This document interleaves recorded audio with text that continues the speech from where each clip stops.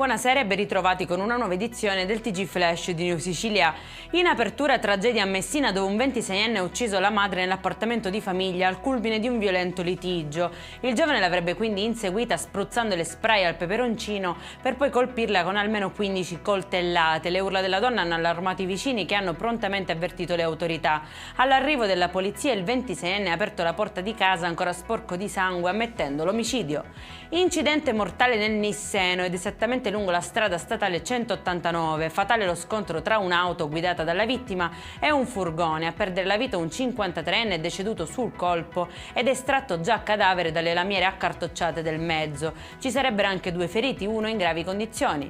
La procura di Termini Imerese ha chiesto il rinvio a giudizio per i 3 imputati maggiorenni nella strage di Altavilla nel Palermitano. Si tratta dell'imbianchino Giovanni Barreca che con la complicità di 2 fanatici religiosi e una delle figlie uccise i bambini e la moglie lo scorso febbraio. Torna a casa il bimbo di 4 anni che era stato investito in pieno da un ritorno di fiamma, aveva riportato ustioni sul 60% del corpo.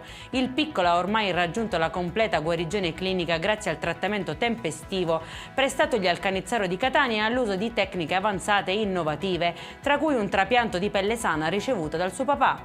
E in chiusura il meteo, il maltempo non molla la presa in Sicilia, persiste anche domani l'allerta gialla su tutta l'isola. Per questa edizione è tutto, prossimo appuntamento domani alle 13:30. Buona serata.